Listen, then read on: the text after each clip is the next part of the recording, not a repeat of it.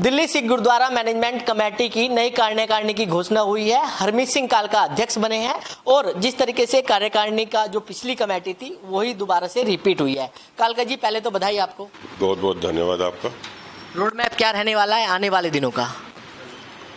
गुरुद्वारा प्रबंधक कमेटी के अधीन जितने भी काम होते हैं, चाहे गुरुद्वारों के रख रखाव की बात करें, धर्म प्रचार के प्रसार की बात करें, हमारे मेडिकल फैसिलिटीज़, हमारे बच्चों की एजुकेशन, ये सारे कामों को आगे बढ़ाने का काम है। हमारे जो शताब्दियाँ आ रही हैं गुरु तेग बहादुर साहब की 350 साल, इसको धूमधाम से लोगों तक उस लेवल पे बता सकें कि शहादत जो है गुरु साहब ने अपनी मर्जी से दी और दूसरे धर्म को बचाने की, इसको बढ़ चढ़ के मैं धूमधाम का वर्ड इसलिए बोला कि शहादतों के ऊपर भी हमारे जो लोग हैं वो इसके ऊपर गुरु की बख्शिश समझते हैं कि जो शहादत है वो भी हर एक के नसीब में नहीं होती। सो इसको हम बड़े लेवल तक बना सकें, ये हमारे प्रायोरिटीज रहेंगी। सर, वहीं स्कूलों की बात करें, किस तरीके की स्कूल की सिचुएशन है और आगे क्या रोड मैप है स्कूलों? देखो, स्कूलों में जिस तरीके से हमारे बच्चों को टीचिंग दी जा रही है, हम उसको कोशिश कर रहे हैं।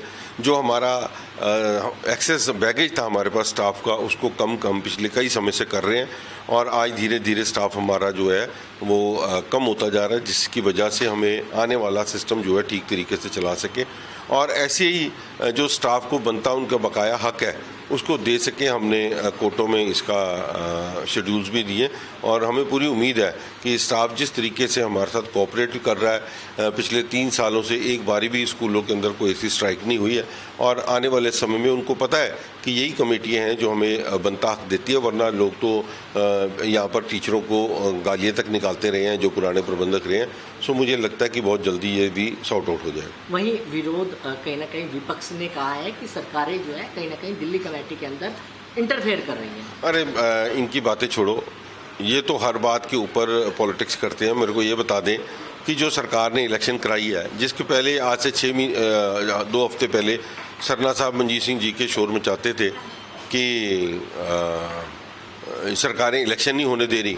आज जब सरकार ने इलेक्शन की, क्योंकि इनके पास नंबर्स नहीं थे, इनके पास मेंबर्स नहीं थे और आज जब मेंबर्स इनके पास ना हो, हाउस बनाने की कैपेसिटी में ना हो, 15 मेंबर जो हाउस बनाने के लिए चाहिए, आज सिर्फ उनके पास 12 मेंबर थे और उनका भी इनको विश्वास नहीं था कि इनको वोट डालेंगे कि नहीं डालेंगे। सो इसलिए उन्होंने बिल्कुल बाहर रहने का जो फैसला किया। मैं समझता हूँ ये गुरु साहब की अपनी कृपा है कि ऐसे लोग जिनके ऊपर चोरियों के इल्ज़ाम लगे हों, जिनके ऊपर गुरु घर के जदादे बेचने के इल्ज़ाम लगे हों, इन लोगों को गुरु साहब ने इस लायक नहीं छोड़ा कि इलेक्शन भी लड़ सके। बाइकआउट किया है इन्होंने इस चुनाव? मैंने कहा ये बाइकआउट नहीं है, ये एलिजिबिलिटी थी।